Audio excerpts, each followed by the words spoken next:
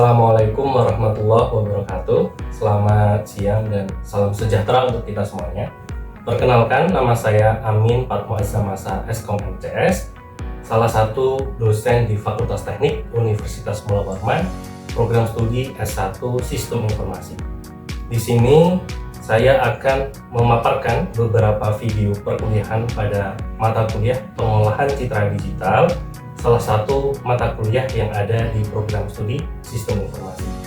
Pada praktek pembelajaran yang saya lakukan di kelas nantinya itu akan memaparkan beberapa capaian pembelajaran, yaitu berupa definisi terkait salah satu materi yang ada di pengolahan citra digital, yaitu terkait dengan segmentasi.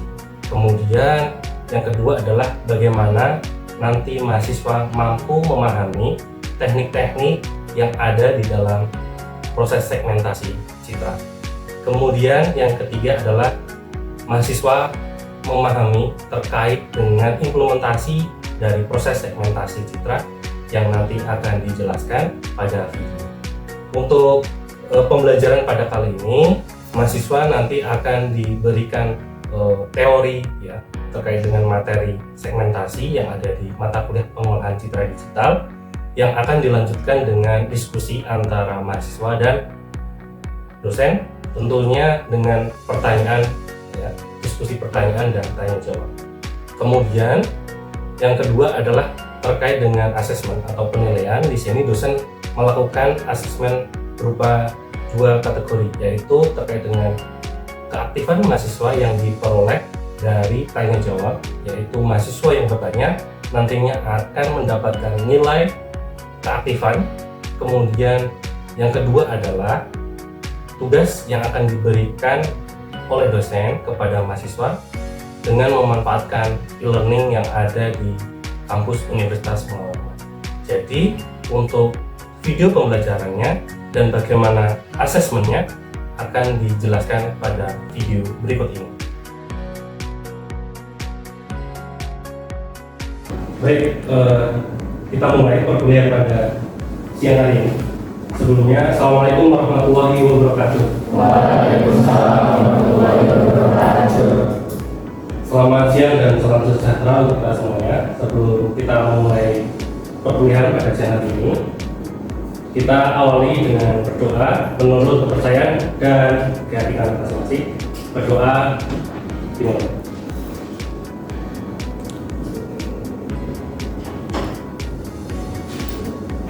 Doa selesai. Terima kasih teman-teman semuanya.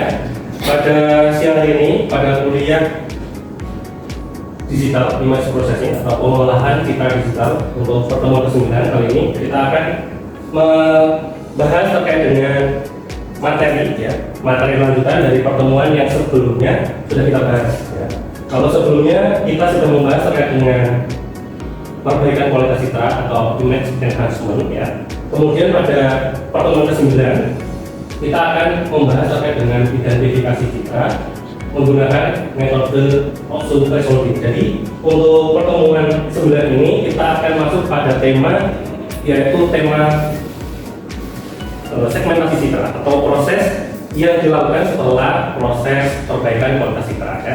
Di dalam pertemuan 9 ini mahasiswa nantinya akan sesuai dengan apa yang sudah direncanakan pada awal semester, yaitu nanti mahasiswa mampu menjelaskan secara umum terkait dengan definisi segmentasi citra itu apa, kemudian apa saja teknik-teknik yang ada di dalam segmentasi citra itu. Ini pertemuan ke-9 nanti dijelaskan pada ATS yang sudah dibagikan ke mahasiswa pada awal perkuliahan, dan nanti akan dilakukan penjelasan materi oleh dosen, kemudian tanya jawab oleh mahasiswa ya. Dan nanti mahasiswa di sini boleh menanyakan apa-apa saja yang nantinya masih bingung atau bisa ditanyakan ya. Dan nanti kita akan belajar bareng-bareng tentunya terkait dengan apa sih segmentasi citra itu. Nah, ini review materi sebelumnya terkait dengan pengolahan citra digital ya. Jadi di dalam pengolahan citra digital pada prosesnya itu terbagi menjadi 5 ya. Pada pertemuan sebelumnya kita sudah membahas tentang proses yang pertama, yaitu image acquisition atau akuisisi citra, yaitu di mana pada proses pertama ini dilakukan proses pengambilan sebuah citra atau gambar ya, bisa menggunakan foto, kamera, bisa menggunakan handphone, bisa menggunakan X-ray, bisa menggunakan scan ya, dan lain sebagainya. Itu proses yang sudah kita bahas pada akuisisi citra.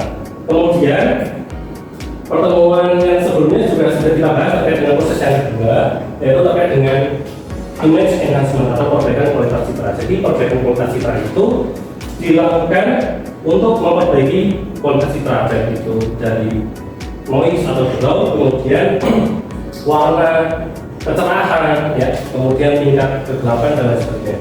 Filter-filter yang ada di media sosial itu mengimplementasikan yang ada di proses kedua, yaitu perbaikan kualitas citra, yang membuat gambar-gambar mahasiswa itu menjadi lebih cantik, lebih putih, matanya besar, gitu ya. Itu merupakan implementasi dari perbaikan kualitas citra. Kemudian ada penambahan dari kecerahan, ya, kecerahan kulit, kemudian warna hitam pada rambut dan lain sebagainya. Itu sudah kita bahas pada proses yang kedua. Nah, pertemuan kali ini kita akan membahas proses yang ketiga, yaitu image segmentasi atau segmentasi citra. Nah, ini merupakan tujuan pembelajarannya yang sesuai dengan RPS ya. Jadi nanti mahasiswa mampu menjelaskan definisi terkait dengan segmentasi citra, kemudian teknik-teknik yang ada di dalam segmentasi citra itu apa saja, itu nanti bisa dijelaskan kembali oleh mahasiswa. Kemudian ini untuk contoh ya, contoh di proses yang pertama ya, ada proses pengambilan foto, yaitu bagaimana mengubah dari yang 3 dimensi menjadi 2 dimensi, yaitu dengan cara melakukan penangkapan atau capture gambar yang ada di sekeliling kita, baik itu objek kah, pemandangan kah, atau orang kah ya. Di situ dengan foto-foto dengan handphone ya, foto handphone atau misalkan kamera digital atau bisa yang lainnya. Di sini ada banyak sekali alat yang dapat digunakan ya, dan ilustrasinya yaitu seperti yang ada di gambar, yaitu bagaimana mengubah ya, mengubah kamera, mengubah objek ya, objek 3 dimensi menjadi 2 dimensi menggunakan alat bantu ya. Alat bantunya ada banyak yang bisa digunakan. Kemudian ini adalah ilustrasi tadi proses yang kedua, bagaimana before afternya ya. Misalkan ya dari Mas Jamal, misalkan yang merasa kurang cerah atau saya ya sama dengan saya, itu bisa disamakan dengan proses yang kedua, yaitu perbaikan kualitas citra. Jadi di sini untuk mendapatkan foto yang bagus tidak perlu biaya mahal ya, cukup mempelajari bagaimana proses perbaikan kualitas citra. Yang tadinya tidak cantik bisa menjadi cantik, yang tidak ganteng menjadi ganteng. Nah itu bisa ya di perbaikan kualitas citra.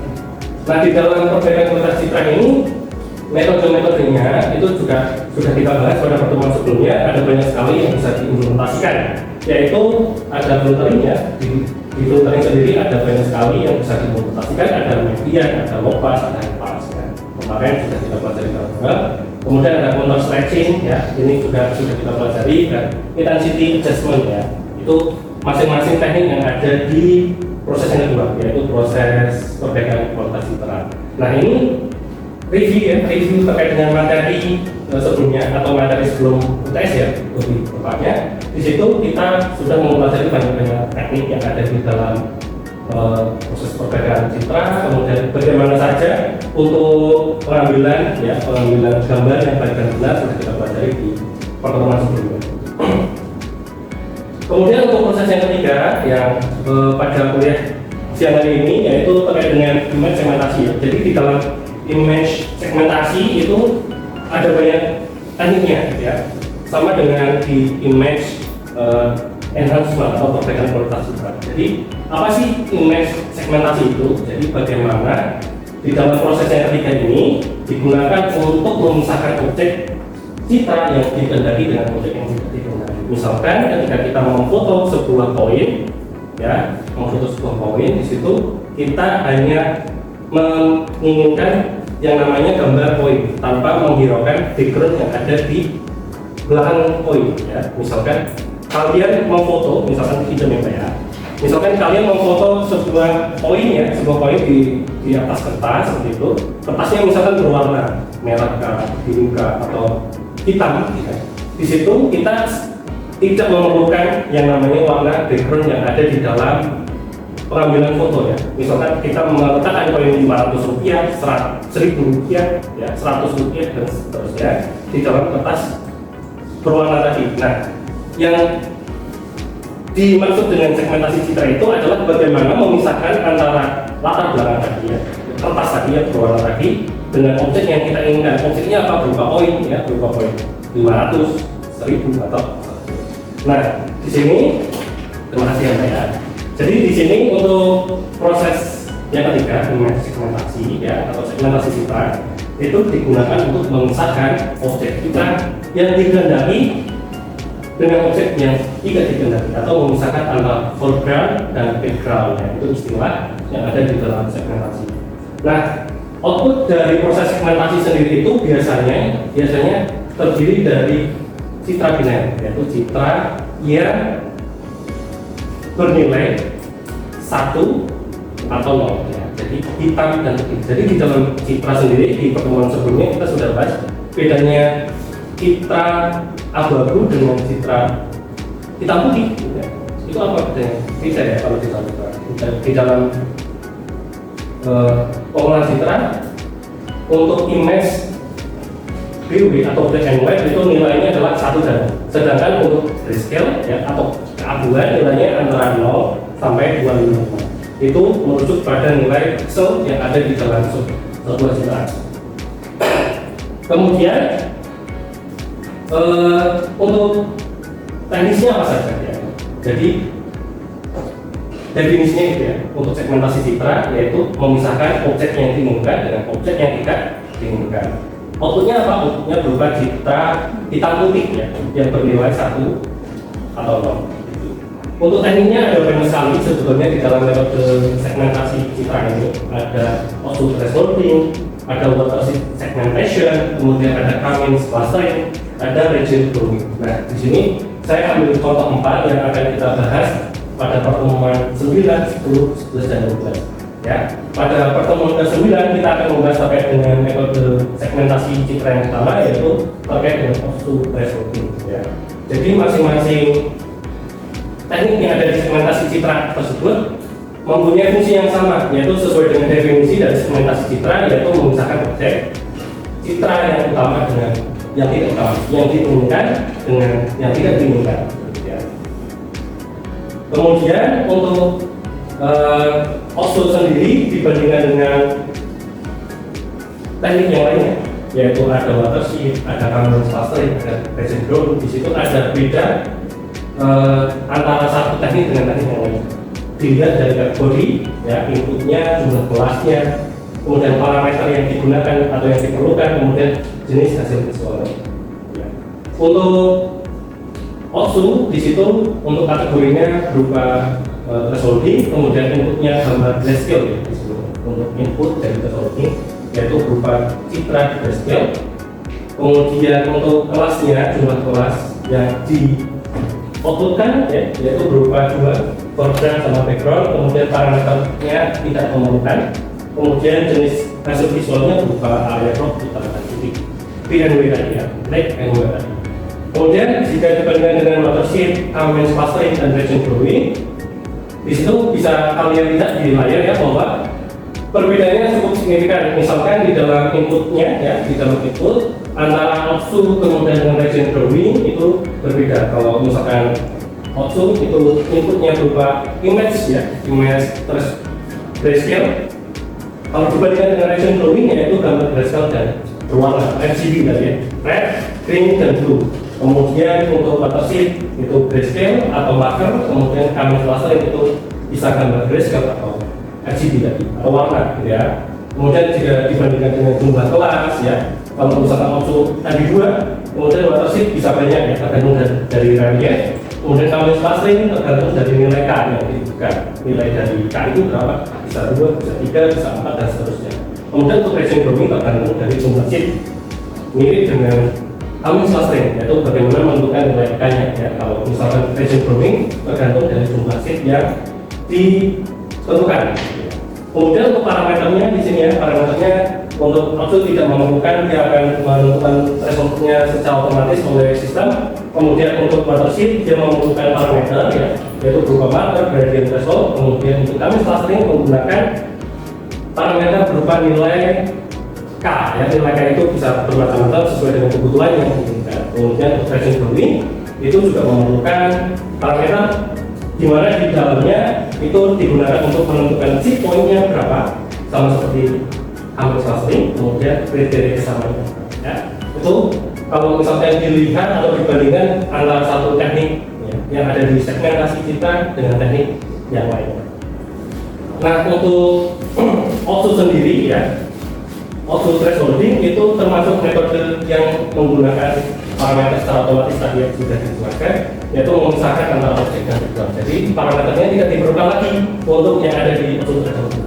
Kemudian di dalam output thresholding ini digunakan untuk mencari nilai ambang ya, atau threshold yang meminimalkan variasi intrakelas ya. Di situ adalah definisi dari output thresholding. Ya. Kemudian bagaimana untuk output itu bisa dilihat pada ilustrasi ya, bahwa untuk sebelumnya berwarna gradial atau abu-abu diperoleh untuk hasilnya atau outputnya berupa citra black and white ya. Di situ kita menentukan ya black and white. Kemudian seterusnya adalah jika objek dan background punya kontras intensitas yang jelas. Jadi di sini digunakan untuk image atau gambar yang mempunyai kontras ya, kontras yang sangat jelas antara objek utama dengan objek yang tidak utama. Kemudian tidak memerlukan parameter manual, itu jelas dijelaskan pada tadi tabel sebelumnya. Kemudian ini contoh kasus studi untuk identifikasi uang logam menggunakan metode output thresholding. Di sini bisa dijelaskan bahwa dari pembacaan citra RGB atau warna nadi dan kemudian mengkonversikan citra berwarna menjadi citra grayscale. Jadi yang tadinya ada 500 rupiah berwarna kuning, kemudian misalkan ada yang berwarna perak, kemudian ada perak dan kuning, itu nanti disamakan atau diubah menjadi warnanya keabuan. Warna keabuan itu nilainya antara 0 sampai 25 ya. Jadi bagaimana nantinya untuk proses selanjutnya mengubah ya citra keabuan tadi yang tadinya abu menjadi citra yang bentuknya adalah black and white. Jadi di situ nanti akan diperoleh citra output berupa citra putih dan hitam. Jadi yang akan kita ambil nantinya pada proses segmentasi menggunakan threshold output ini adalah bagaimana nanti dari objek tersebut nanti bisa didapatkan secara maksimal untuk membedakan antara objek utama dengan objek tidak utama. Nah, dari proses selanjutnya yaitu digunakan untuk menyempurnakan ya hasil segmentasi menggunakan OSU, tadi menggunakan closing dan filling holes, yaitu bagaimana mengisi dari lubang-lubang yang berwarna putih, yaitu lubang yang ada di dalam objek utama menjadi putih secara maksimal. Jadi di sini mengisi lubang atau holes ya yang ada di dalam objek utama. Jadi nantinya akan dihasilkan proses segmentasi yang sempurna, yaitu lingkaran bulat putih penuh ya secara penuh. Di situ nanti akan digunakan untuk proses selanjutnya. Nah, di sini ya digunakan untuk proses pada saat proses selanjutnya ya, mengidentifikasi bagaimana 100 rupiah, 500, kemudian 1000 dan lain sebagainya. Itu ya materi pada siang hari ini. Terima kasih banyak ya. Mungkin dari mahasiswa ada yang perlu ditanyakan, saya persilakan. Ya, silakan. Dengan siapa? Nama saya Afifah dari Wasa. Tentang kandungan metode tadi proses thresholding itu segmentasinya bisa ya, itu tadi bisa nggak dalam bentuk kaji? Nah, terima kasih Mbak Afifah tadi ya. Mbak Afifah sudah bertanya apakah inputan dari output thresholding itu bisa RGB atau tidak ya.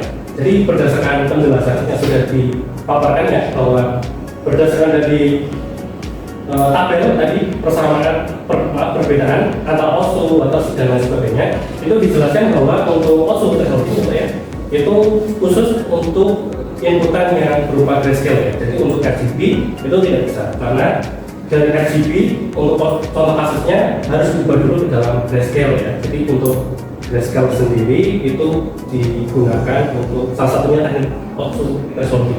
Kemudian bagaimana pertanyaan selanjutnya untuk yang RGB bisa menyesuaikan dengan teknik yang lain, misalkan karbon clustering ya bisa digunakan untuk mewadahi ya dari inputan dari teknik ya segmentasi yang ada di dalam segmentasi citra ini. Kemudian ada pertanyaan selanjutnya, menjawab ya. Jadi tidak bisa ya harus grayscale, ketika RGB harus teknik yang lain, misalkan karbon clustering. Ada pertanyaan lain? Ya, silakan. Sebelumnya kita sudah belajar tentang segmentasi Pak. Kalau tahu Pak, proses setelah segmentasi itu apa ya Pak? Oke, terima kasih ya Mbak Fir, pertanyaan bagus. Jadi ini salah satu pertanyaan yang bisa digunakan teman-teman semuanya untuk belajar di rumah terlebih dahulu ya, memperdalam sebelum nanti di kelas bisa memperdalam materi dengan dosen. Jadi untuk segmentasi citra tersebut merupakan proses yang di tengah ya, yang ketiga. Jadi untuk proses segmentasi itu nanti akan dilanjutkan dengan dua proses lanjutan, yaitu proses ekstraksi ciri atau pengambilan ciri, kemudian proses yang selanjutnya adalah klasifikasi. Jadi ada 5 ya. Kalau di dalam pengolahan citra ada akuisisi, ada perbaikan kualitas citra, segmentasi, kemudian ada ekstraksi ciri, kemudian ada klasifikasi. Nah, untuk proses ekstraksi ciri dan klasifikasi yang berbeda nanti akan kita pelajari setelah kita mempelajari teknik-teknik yang ada di segmentasi citra. Nanti kita bareng-bareng dari contoh kasus yang ada di segmentasi citra ini nanti akan diimplementasikan bagaimana mendapatkan ya, ciri atau ciri khas yang terdapat pada sebuah objek tersebut. Kemudian bagaimana melakukan klasifikasi yang ada pada objek yang kita inginkan. Apakah klasifikasinya itu berupa objek orang atau klasifikasinya berupa koin, misalkan 100 rupiah, 500, 1000 dan sebagainya. Jadi ya, menjawab Mbak ya? Ya, jadi ada 2 proses ya. Ada pertanyaan lain? Tidak ada. Kalau tidak ada, saya ucapkan terima kasih banyak untuk pertemuan siang hari ini ya. Terima kasih sudah hadir dan saya akhiri. Selamat siang dan assalamualaikum warahmatullahi wabarakatuh. Waalaikumsalam warahmatullahi wabarakatuh.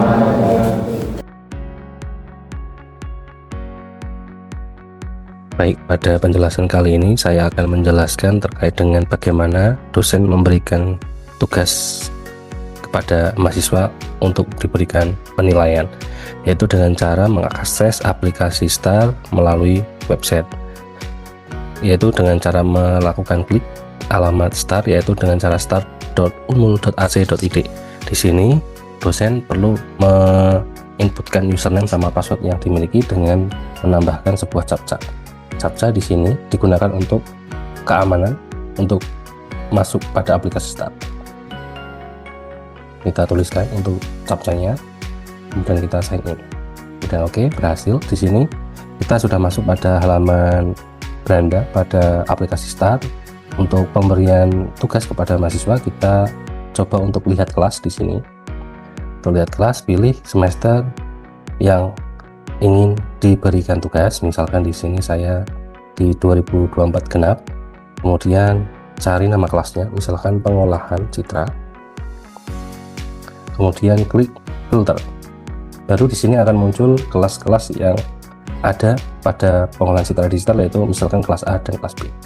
Pada kelas A, sebagai contoh, saya akan memberikan sebuah tugas. Di sini klik setting ya. Selanjutnya kita di sini akan memilih tombol aktivitas, kemudian kita akan mengisi aktivitas yang ingin kita tambahkan di STAR, yaitu dengan tugas. Di sini ada beberapa isian yang perlu kita isikan. Untuk sub CPMK bisa kita kosongi. Kemudian untuk jenis aktivitasnya kita misalkan pilih teks di sini. Kemudian judulnya adalah tugas pertemuan 9 mata kuliah pengolahan citra digital.